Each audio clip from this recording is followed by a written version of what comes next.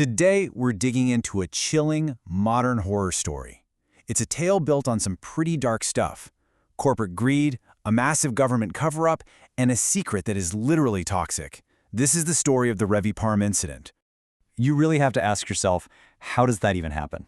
How does an entire city full of people, families, life, just stop all at once? To figure that out, we have to go back to how it all fell apart. So here's what we know for a fact. Reviparam today is a ghost town. It's completely sealed off, a no-go zone. But the official reason why, well, that story has always felt like it was missing a few key chapters. I mean, look at the official timeline. It happens so fast, it's unnerving. First, a huge explosion rips through the main chemical factory. Then, almost overnight, the government puts the whole city on lockdown. They call it a toxic zone. No one gets in, no one gets out. And for the last 5 years, that's how it stayed. A total secret. The story they fed everyone was a tragic, toxic gas leak. You know, a terrible industrial accident. It's a neat, tidy explanation that stops people from asking too many questions. But the truth of what was hiding behind that lie was something out of a nightmare. Every story like this needs someone who just won't let the truth stay buried. And in our story, that person is Atul. He's a young guy living in Delhi, and his entire world was basically destroyed when Reviparam fell. You see, Atul's sister, Archana, was a brilliant scientist. Right before the accident, her company sent her to the factory in Reviparam for some kind of special project. And then, she was just gone. The company sent an email saying she died, but they never recovered her body. And for 5 long years, that mystery has been eating him alive.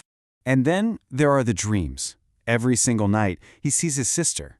Her face is, well, it's not her face anymore, and she's begging him, repeating these same 2 words over and over again. It's a plea he just can't shake. This is where that line between a horrible nightmare and an even more horrible reality starts to get really blurry. A piece of forbidden information finds its way to Atul, and suddenly his personal tragedy starts to look like something much, much bigger. It's his friends, Tanya and Gaurav, who bring him the proof. They're worried sick about him. So they've been doing some digging online, and they find something, a kind of digital ghost from the darkest corner of the internet that changes absolutely everything. They found this YouTube video. It claimed the gas leak was a total lie, that the factory was actually a secret lab doing horrific experiments on its own workers, trying to turn them into what the video called living corpses. And here's the kicker. As soon as the video got a little bit of attention, it was gone, deleted, and the person who posted it vanished. For Atul, it's like a lightning bolt. It all clicks into place with this one last, terrifying memory, the final phone call he ever got from Archana. She sounded so scared, saying she had to tell him something important, and then the line just went dead. The dream, the video, the phone call. It's too much. He knows. He has to go to Reviparam. And so they do it. The 3 of them, Atul, Tanya, and Gaurav, head for the Forbidden Zone. They sneak past all the blockades, make their way into the dead city, and step into a place where time literally stopped 5 years ago. And what they find there, it's just beyond belief. The whole place is just frozen. It's so eerie. It's not just empty. It's like everyone vanished in the middle of a single moment. There's laundry still hanging on a clothesline. A half-eaten dinner, now completely rotted, is still sitting on a table. It's like everyone blinked out of existence at the exact same second. And then they hear it. A sound that isn't an animal, and it sure as hell isn't human. It's coming from inside one of the dark, abandoned houses. And when they look in, 2 red eyes glow back at them from the darkness. They're not alone. The thing that comes out of that house is a monster, a living corpse, just like the video said. It's fast, it's strong, and in the chaos, Tanya is killed. And just like that, there are only 2 of them left. So now Atul and a completely terrified Gaurav are running for their lives, and they head for the only place they can think of, the chemical factory at the center of it all. They think they're running to find shelter, but what they're really doing is running straight into the heart of the nightmare. Inside the factory, it's like a tomb. There are piles of charred bodies everywhere, supposedly the workers who died in the explosion. But as Atul and Gaurav are standing there in horror, the bodies start to move. A finger twitches, a head snaps up. They're surrounded. Right when they think it's over, a voice calls out and leads them away from the danger. And it's her. It's Archana. but she looks exactly like she did in his nightmares. And with those words, she confirms everything.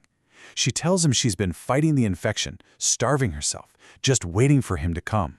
And then, the whole story comes pouring out. The company wasn't just making chemicals. They were trying to create miracle drugs, and they were using the workers as human guinea pigs.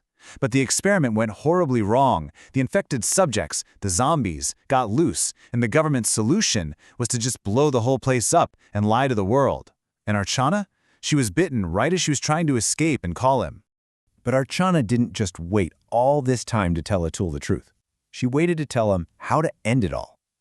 The fate of the entire world now falls squarely on his shoulders, and he's got to make a choice that no one should ever have to make. So, there's a way to destroy these things for good. It's a special gas capsule locked away in the factory's basement. But there's a problem, of course. It's being guarded by Raghav, the factory owner. Except now he's some kind of hyper-intelligent master zombie. He still has his human intelligence, and he leads the entire horde. He's the final boss. Atul and Gaurav go down there and they fight Raghav. And in the struggle, Gaurav is killed. But Atul manages to get the capsule and escape. When he gets back outside, he's surrounded. And standing there, right in front of him, are the zombified versions of his best friends, Tanya and Gaurav. And next to them is his sister, Archana. So this is it. This is the choice. Let them live and doom the entire world, or save the world but destroy everyone he loves.